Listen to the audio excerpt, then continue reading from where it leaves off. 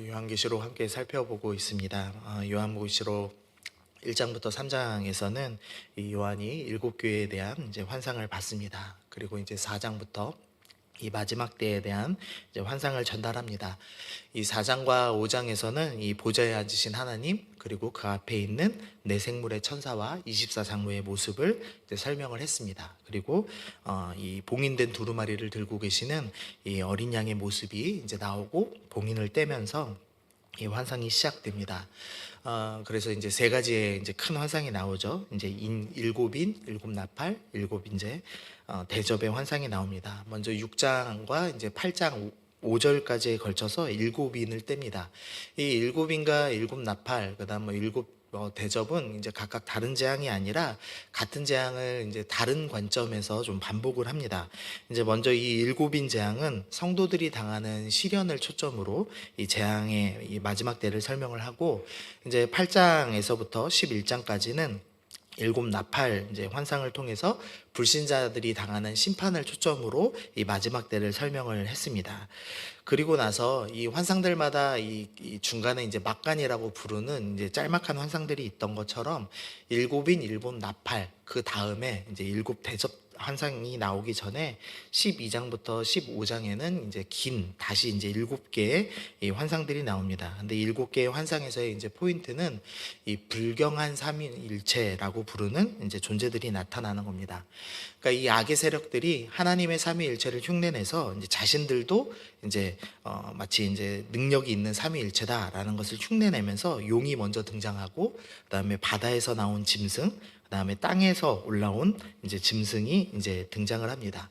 근데 이 땅에서 올라온 짐승은 이 말로 이제 사람들을 미혹해 해서 거짓 선지자다, 이제 이렇게 불리는 이 사람이 나오죠. 그래서 12장에서 15장에서 이 불경한 삼위일체들이 등장해서 여인으로 묘사된 교회를 핍박하는 모습이 이제 나왔습니다. 그리고 나서 이제 16장에서 이제 마지막 이제 일곱 대접의 환상을 보여주죠. 일곱 대접의 환상은 이제 그 진노가 매우 크다 라는 것을 초점으로써 애굽에서 10가지 대항을 당하듯이 이제 악하고 독한 종기가 나고 물이 피가 되고 이제 사람들이 죽는 이 스토리가 나왔습니다.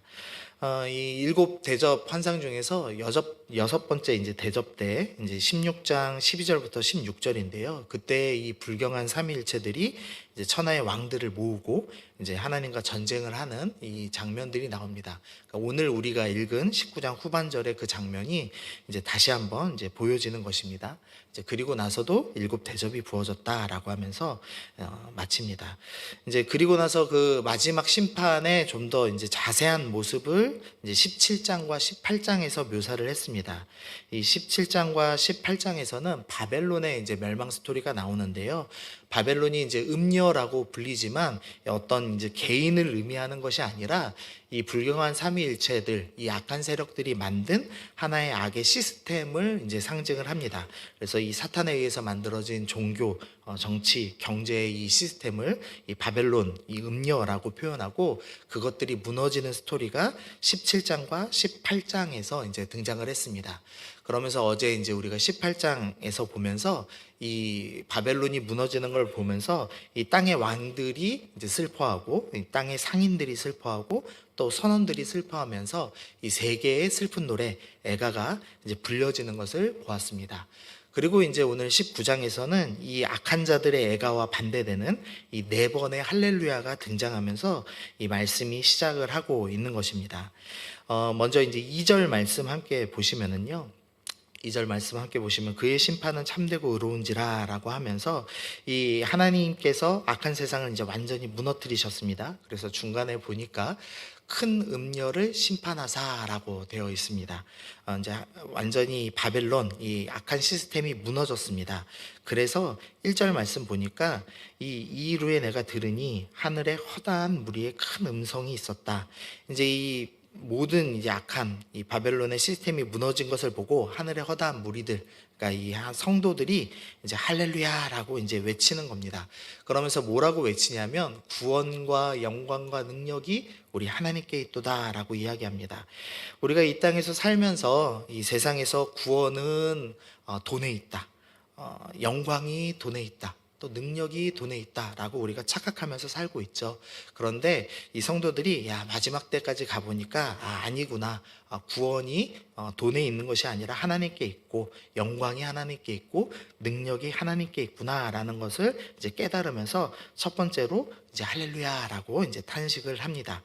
3절 말씀 보니까 두 번째로 또 할렐루야 하는데요. 그 이유가 연기가 세세토록 올라갔다라고 표현합니다. 이 악의 세력들이 이제 심판을 받고 불타오르는데 그 연기가 세세토록 영원히 불타오릅니다. 그러니까 하나님의 심판은 일시적인 것이 아니라 영원하구나라는 것을 깨달으면서 다시 한번 하나님의 능력에 감탄하면서 할렐루야라고 이제 외칩니다. 4절 말씀 보니까 세 번째 할렐루야가 나오는데요. 이번에는 이제 성도들이 할렐루야 하는 것이 아니라 24장로와 내 생물이 이제 할렐루야라고 외칩니다. 이제 하나님의 이 크신 일을 보면서 이 보좌 옆에 있던 자들도 이제 할렐루야를 합니다.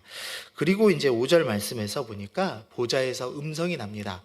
보통 이제 보좌에서 음성이 나면 하나님께서 말씀하셨을 가능성이 높은데 이 후반부에 보니까 이 보좌의 음성 내용이 뭐냐? 다 우리 하나님께 찬송하라라고 합니다.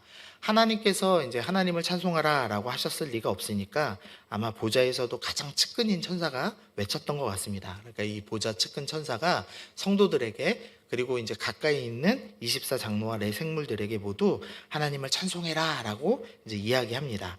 그러자 이제 6절에서 허다한 무리들 이제 이 보좌 앞에 있는 자들과 이 모든 성도들이 다 함께 이제 할렐루야라고 외치면서 우리 주 하나님은 전능하시다라고 모든 것을 통치하십니다라고 하면서 마치 교향곡이 앞에선 다른 소프라노 파토가 그다음에 이제 엘토 파토가 이렇게 이야기하고 나중에 합창을 하듯이 다 함께 할렐루야를 하면서 이 악의 시스템, 이 바벨론 성이 무너진 것에 대해서 하나님을 찬양하는 스토리가 나옵니다. 이제 악의 세력이 이제 무너졌기 때문에 이제 드디어 이제 하나님께서 진짜 하고 싶으셨던 일을 이제 시작하게 됩니다. 7절부터 10절에서 이 혼인잔치의 이제 스토리가 납니다. 근데 이 좀 독특한 표현이 있는데요. 우리 9절 말씀 보시면 천사가 내게 말하기를 기록하라라고 하면서 쭉 이야기를 합니다. 그리고 이제 10절을 보니까 내가 이제 여기서 사도 요한이죠. 내가 그 발 앞에 엎드려 경배하려 하니 그가 나에게 말하기를 나는 너와 및 예수의 증언을 받은 내 형제들과 같이 된 종이니라고 이야기합니다. 그러니까 지금 말하는 사람은 누구냐? 천사가 말을 하고 있습니다. 그런데 사도 요한이 그 천사를 봤더니 너무 영광스러운 겁니다. 이거는 천사가 아닌 것 같다 생각될 정도로 지금 이 사도 요한이 지금 일곱 인, 일곱 나팔, 일곱 대접을 때는 천사들을 지금 많이 봤습니다. 이미 영광스러운 존재들을 많이 봤음에도 지금 혼인잔치를 이야기하는 천사는 너무 영광스러워서 이분은 하나님이 아니실까, 그래서 경배를 해야 되지 않나 할 정도로 지금 생각하는 그런 천사가 이제 등장한 겁니다. 그러니까 그만큼 이 혼인잔치는 하나님께서 매우 중요하게 생각하시고 그래서 매우 영광스러운 천사가 이 혼인잔치의 스토리를 지금 이야기하고 있는 겁니다. 이 유대인들의 혼인잔치가 좀 독특합니다. 이제 먼저는 이제 우리로 하면은 약혼이라고 부르는 이제 정혼을 합니다. 이제 법적으로는 결혼을 한 것이고 이제 아직 같이 살지는 않는 그런 단계로 이제 먼저 정혼을 합니다. 그런 다음에 이제 신랑과 신부가 서로 떨어져 사는데 이제 신랑은 신부와 함께 살 거처, 집을 예비합니다. 그래서 예수님께서 이제 요한복음 14장에서 내가 너희를 위하여 거처를 예비하러 간다라고 말씀하시죠. 이제 신랑이신 예수님께서는 이제 거처를 예비하러 가십니다. 그리고 이제 그 거처 집이 다 준비되면은 이제 신랑의 아버지가 집을 봅니다. 그리고 이제 이만하면은 됐다라고 하면은 그때서야 이제 신랑이 신부를 찾으러 갑니다. 그래서 이 신부를 찾으러 가는 날, 이제 결혼식의 날은 신랑이 알지 못하고 아버지만 이제 알 수가 있는 겁니다. 그러니까 아버지가 이 결혼식 날짜를 결정하는 거죠. 그래서 예수님께서 이 마지막 때는 아무도 모른다, 오직 아버지만 아신다라고 표현하신 구절이 있는데요. 그 이유가 이 정말 예수님이 모르신다 이 표현이 아니라 이 신부 데려가는 날, 거처가 완성됐다고 이제 선언하는 날은 아버지가 하는 것이기 때문에 아버지만 안다 이제 이렇게 말씀하시죠. 그리고 이제 이 신랑이 거처를 예비하는 그 시간 동안에 신부는 무슨 일을 하냐? 이제 결혼 준비를 합니다. 쉽게 말하면 단장을 합니다. 그래서 7절 말씀 보시면 우리가 즐거워하고 크게 기뻐하며 그에게 영광을 돌리며 어린 양의 혼인 계약이 이르렀고 그의 아내가, 여기서 이제 성도들이죠. 성도들이 자신을 준비합니다. 근데 어떻게 준비하냐? 8절 말씀 보시면 그에게 빛나고 깨끗한 세마포 옷을 입도록 허락하신다. 이제 신부가 쉽게 말하면 드레스를 준비합니다. 근데 그게 이제 진짜 옷을 의미하는 것이 아니라 후반 보시니까 이 세마포 옷은 성도들의 옳은 행실이다라고 하면서 우리가 준비해야 될 것, 성도들이 준비해야 될 것은 옷이라고 표현되어 있는데, 묘사되어 있는데 이것은 옳은 행실이라고 표현합니다. 우리는 이 예수님께서 오실 이 마지막 때에 무엇을 준비해야 되냐? 옳은 행실, 하나님이 기뻐하시는 삶을 살기 위해서 준비해야 된다라고 말씀을 합니다. 우리가 애씁니다. 그러나 이 8절에서 빛나고 깨끗한 세마포 옷을 우리가 입는다라고 표현되어 있는 게 아니고요, 입도록 허락하셨다라고 표현을 하고 있죠. 그래서 우리가 입으려고 애쓰지만 궁극적으로 우리가 옳은 행실을 하도록 하는 것이 아니라 하나님께서 완성해 주신다. 하나님께서 우리를 의롭게 만들어 주신다라고 분명하게 말씀을 하고 있습니다. 이제 이 혼인잔치를 준비하러 이제 신부는 이제 옳은 행실을 입고 있습니다. 이제 11절부터 16절에 신랑의 모습이 묘사가 됩니다. 신랑이 이제 거처를 예비하고 마지막으로 이제 악의 무리들을 이제 쓸어버릴 준비를 이제 하실 겁니다. 아까 분명히 이제 그 악의 시스템, 이 바벨론은 멸망을 했죠. 그러나 이 바벨론, 이 시스템을 만들었던 불경한 삼위일체들, 용과 이 바다에서 나온 짐승, 그 땅에서 나온 짐승이 아직 남아 있습니다. 그래서 이제 신랑께서 용사의 모습으로 이들을 이제 제거하기 위해 나오시는 모습이 나오는데, 이 조금 이제 복잡하게 나옵니다. 예수님의 모습이 네 가지로, 또 예수님의 이름이 또 네 가지로 표현되어 있습니다. 먼저 11절 보시면은요, 예수님께서 내가 하늘에 열린 것을 보니 보라 백마와 그것을 탄 자가 있으니 라고 하면서 예수님의 모습이 백마를 타셨다라고 묘사가 되어 있습니다. 6장에서도 백마 탄 사람이 등장했는데 그것은 이제 예수님을 흉내낸 악의 무리들이라는 것이 이제 드러나고요. 이제 예수님께서 진짜 전쟁을 하시기 위해서 말을 타고 오셨습니다. 예수님께서 이전에 이 땅에서 이제 육신을 입고 계실 때는 나귀를 타고 오셨죠. 나귀를 타고 오실 때는 평화의 왕이다라는 것을 보여주기 위해 오셨던 겁니다. 그러나 이제 마지막 때에는 심판하러 오시기 때문에, 전쟁하러 오시기 때문에 이제 말을 타고 오셨습니다. 다음 12절 보시면 그의 눈은 불꽃과 같습니다. 이제는 인자한 눈으로 보시지 않으시고 불꽃 같은 눈으로 이제 대적자를 바라보시고 이제 심판하실 것이다라는 것을 드러내십니다. 또 12절 이제 그 다음 보시면 그 머리에는 많은 관들이 있다라고 되어 있습니다. 이 이제 많은 관, 이제 월계관을 이야기하는데요. 이 당시에는 이제 경기를 하고 승리를 하면은 이제 월계관을 씌워줬습니다. 근데 주님께서 이 관이 얼마나 많은지, 이제 얼마나 많이 승리하셨는지 많은 관들이 있다라고 표현합니다. 이 복싱 경기 같은 거 보시면 이렇게 챔피언 벨트 같은 거 있죠. 근데 이 챔피언 벨트를 여러 개를 이제 갖고 있는, 그러니까 예수님께서 이제 나는 강하다라는 것을 이제 드러내시면서 오신다라는 것을 이야기하는 거죠. 이제 대적자들은 그 많은 관을 보면서 이제 위축되게 될 것입니다. 또 13절 보시면 예수님의 입은 옷이 등장하는데 피 뿌린 옷을 입으셨습니다. 그러니까 이 피는 예수님이 흘리신 피가 아니라 적들이 흘린 피가 이제 튀어서 묻었다. 그러니까 예수님께서 얼마나 많이 승리를 얻으셨는지 적들의 피가 가득 묻었다라고 표현하는, 그래서 예수님이 매우 강한 전사이다라는 것을 드러내시면서 등장을 합니다. 또 예수님의 이름이 이제 네 가지로 등장을 하는데요. 11절 보시면 11절 중반에 보시면 그 이름은 충신과 진실이라 라고 되어 있습니다. 이 세 번역은 신실하신 분, 참되신 분이라고 이제 표현을 합니다. 이 성도들이 6장 10절에서 이 순교자들이 간구하면서 주님 이제 우리 피를 갚아주시지 아니합니까? 라고 이제 간구를 했던 적이 있죠. 근데 주님께서 그 기도를 충신과 진실, 신실하고 진실하게 갚아주시기 위해서 오셨다라고 이제 말씀하기 위해서 내 이름은 충신과 진실이다. 이제 이렇게까지 이제 표현을 하고 계십니다. 또 12절 보시면 후반부에 또 이름 쓴 것 하나가 있으니 자기밖에 아는 자가 없다라는 좀 이제 독특한 표현이 되어 있습니다. 이 고대 세계에서는 이름을 알면 그 이름을 가진 자의 본질을 다 안다라는 이제 생각을 갖고 있었습니다.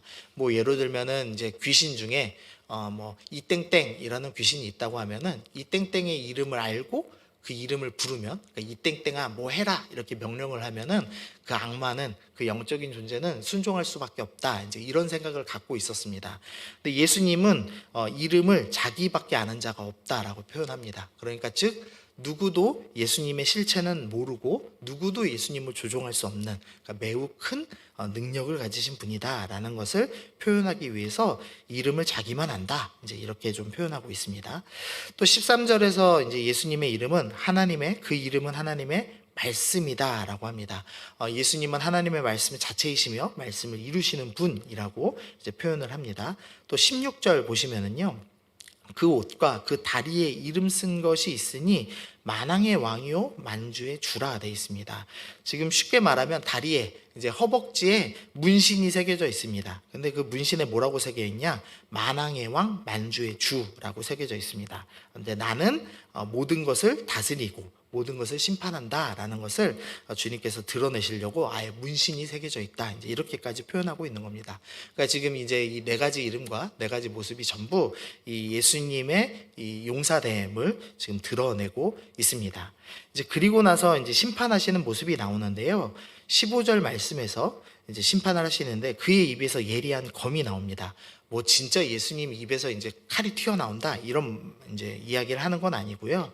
이 말씀을 기준으로 심판을 하신다라고 이제 말씀을 하는 거죠.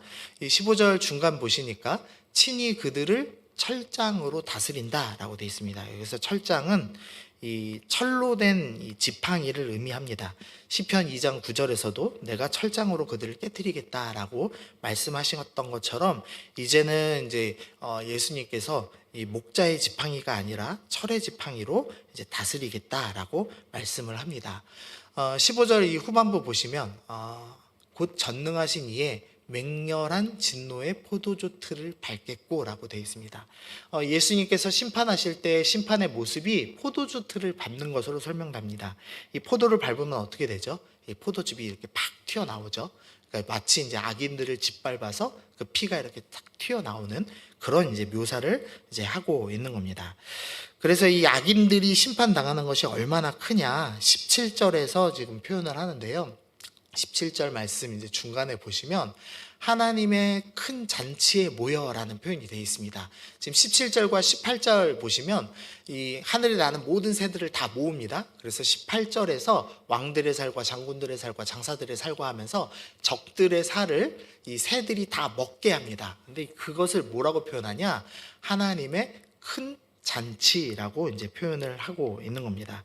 그러니까 이제 우리는 성도들은 어떤 잔치를 하냐? 이제 빛나고 깨끗한 세마포 옷을 입고 혼인 잔치를 하게 될 것이고요. 이제 대적자들은 이 심판주이신 예수님을, 전사이신 예수님을 만나서 이 살이 뜯겨 먹기는 큰 잔치, 그러니까 혼인 잔치를 패러디한 하나님의 큰 잔치가 일어날 것이다. 이제 이렇게 말씀을 하고 있는 겁니다. 그러면서 이제 총 정리로 19절과 20절에서 이제 총 정리를 하는데요. 이제 바벨론은 17장 18절에서 무너졌고 이제 불경한 삼위일체를 물리친다라고 말씀드렸죠. 이제 19절 보니까 또 내가 봄에 짐승과 땅의 임금들과 그들의 군대들이 모여서 이제 그 말탄 자와 그의 군대와 더불어 전쟁을 일으키다가라고 표현되어 있습니다. 그러니까 우리가 이 마지막 때에 악한 세력이 크게 일어나서 하나님과 크게 대적해서 전쟁을 크게 벌린다 이렇게 착각을 합니다. 그러나 이제 실제 전쟁 요약된 모습을 보니까 전쟁을 일으키다가 이제 20절 보시면 짐승이 잡히고 그 앞에서 표적을 행하던 거짓 선지자, 바다에서 나오던 짐승도 잡힙니다. 그러니까 불경한 삼위일체 중에 지금 땅에서 바다에서 나오는 이 두 개의 이 불경한 존재들이 잡히죠. 그리고 이제 내일 20장에서는 이제 용이 이제 잡히면서 끝나게 될 것입니다. 그래서 결국 마지막 세력들과의 전쟁은 예수님께서 치열하게 싸우셔서 승리하신다, 이게 아니라 정말로 허무하게 끝난다. 예수님께서 완전히 승리하신다라는 것을 이제 보여주고 있습니다. 그래서 이 19장 말씀을 통해서 이제 우리가 좀 교훈을 얻을 수 있습니다. 우리가 볼 때는 세상이 참 커 보였습니다. 바벨론이 참 커 보였습니다. 그리고 악한 세력이, 이 사탄이 너무나 세고 견고해 보였습니다. 그러나 실제로 마지막 때에는 전쟁을 일으키다가 그냥 잡히고 끝나고 바벨론 성은 완전히 무너지는 것으로 끝납니다. 그래서 구원은 그리고 영광은, 그리고 능력은 오직 하나님께 있구나라는 것을 우리가 기억해야 합니다. 그래서 우리가 꼭 생각해야 될 것은 세상을 의지할 것이 아니라, 세상을 따라갈 것이 아니라 우리가 구원과 영광과 능력이 있으신 하나님을 따라야 되겠다라는 것을 우리가 생각을 해야 되겠습니다. 그리고 우리가 두 번째로 생각할 것, 우리 14절 말씀 한 번만 좀 보시면은요, 14절에 하늘에 있는 군대들이 희고 깨끗한 세마포 옷을 입고 백마를 타고 그를 따랐다라고 표현이 되어 있습니다. 그러니까 마지막 때 우리는 무슨 일을 하냐? 우리는 어떤 일을 하냐? 그냥 백마를 타고 그분을 따릅니다. 그러니까 전쟁은 우리가 하는 것이 아니라 예수님께서 하신다라는 것을 분명히 드러내죠. 이 마지막 출애굽할 때 이 모세가 백성들을 향해서 이제 이야기합니다. 출애굽기 14장 14절에서 여호와께서 너희를 위하여 싸우시리니 너희는 가만히 있을지니라라고 말씀합니다.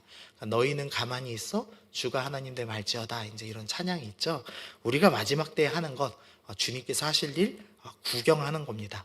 우리가 하는 거 아무것도 없습니다. 다 주님께서 하실 것입니다. 그러므로 우리가 악한 세력의 크기를 보며 두려워할 것이 없고, 우리는 딱 하나 하는데 예복 입는 겁니다. 거룩하고 깨끗한 세마포 옷, 옳은 행실을 준비하는 것, 그것이 딱 우리가 해야 될 유일한 일이다라고 오늘 성경이 말씀해 줍니다. 그래서 우리가 세상 큰 것 보고 두려워할 것도 없고 쫓아갈 필요도 없습니다. 우리가 싸우는 건 아니라 주님께서 싸우시고 주님께서 승리할 것입니다. 그러므로 우리가 그 말씀을 기억하시면서, 하나님, 내가 오늘도 세상을 두려워하지 아니하고 의로운 행실, 옳은 행실하며 성도답게 살기로 결단합니다. 우리 그렇게 결정하시면서 주님을 따라가시는 우리 성도님들 되시기를 소원합니다. 기도하시겠습니다.